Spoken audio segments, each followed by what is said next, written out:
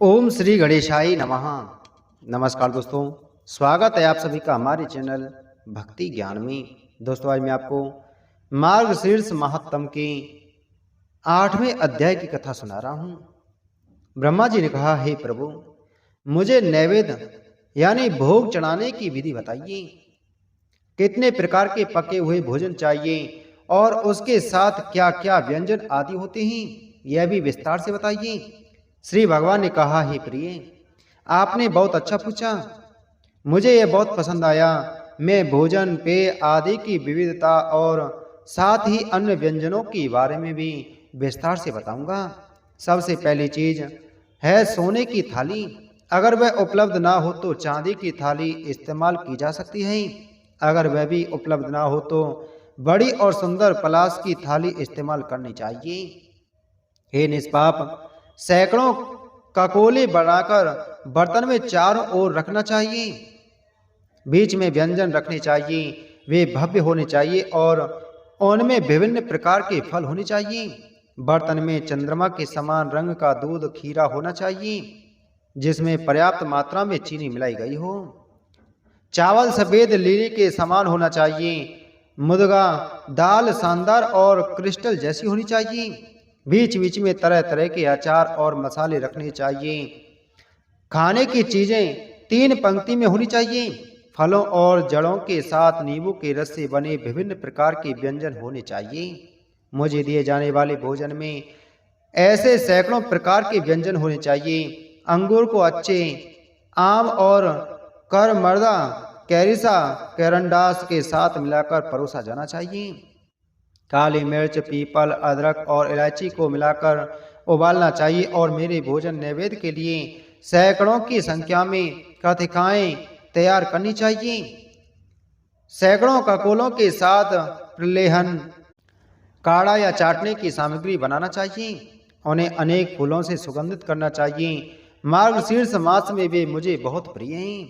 सुंदर गोलाकार सम और सर्वत्र सममित शून्य के समान एक पतला चपटा गोल केक जैसा बर्तन, जिसमें चीनी मिला हुआ उबला हुआ दूध रखा जाए। हे प्रिय, मेरे उस मधु के समान रंग वाले गौ दूध से मिश्रित भोजन में स्नेह पूर्वक भक्ति पूर्वक सुगंधित घी डालना चाहिए। वह भी जो चमकदार ककोले गेहूं के आटे का बर्तन में रखा है। इलायची से चमकता हुआ होना चाहिए।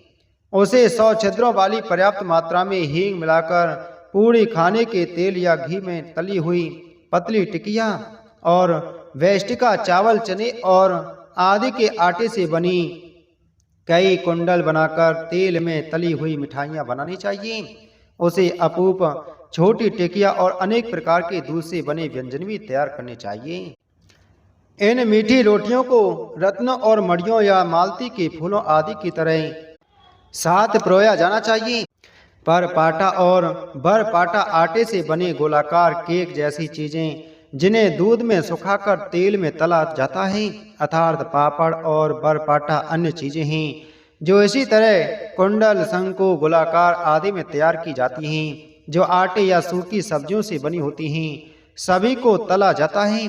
मांस, दाल या कुष्मांड ऐस लौकी से खूबसूरती से तैयार की जानी चाहिए। मार्गशीर्ष मास में 9 प्रकार के बाटक सुंदरता पूर्वक बनाकर मुझे अर्पित करने चाहिए। ये दाल के आटे से बनाए जाते हैं और करलेट की तरह बनाए जाते हैं। 2 प्रकार के बाटक जटी, जायफल, मरीची, काली मिर्च आदि से तैयार किए जाते हैं और लकड़ी के बड़े बड़े कुंडों में रखे जाते हैं।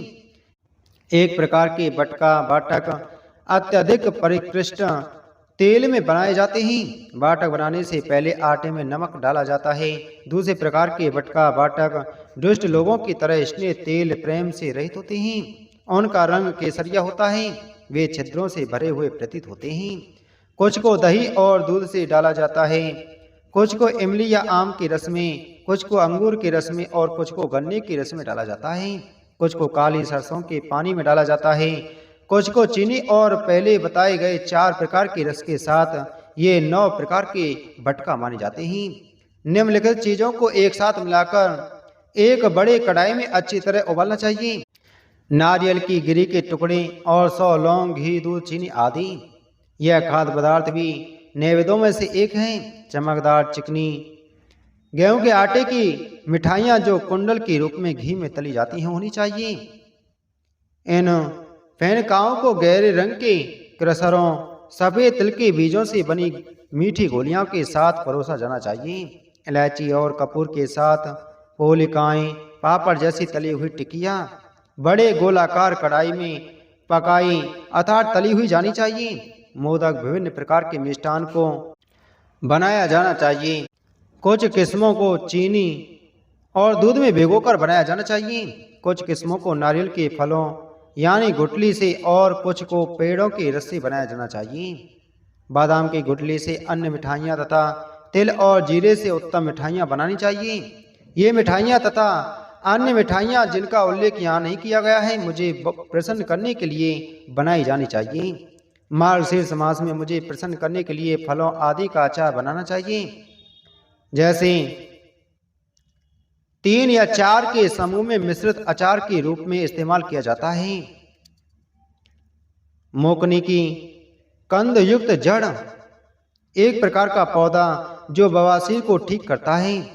अदरक, करमर्दक, संतरा, इमली, ककोला, दशहरा, त्रिपुरा जीरा, उस शहर से उत्पन्न शानदार नींबू फल, कमल का डंठल, टिंटू फल, लौंग, तिलक, बिल्व, लूटी, वलकला, केसिया की छाल, वंशकर, गन्ने का मन्ना, जायफल, बाला, अंगूर, आम, सुंदर, कंटकिनी फल, धात्री फल, इमली और आबुंडव फल, केला, लंबी काली मिर्च और मिर्च।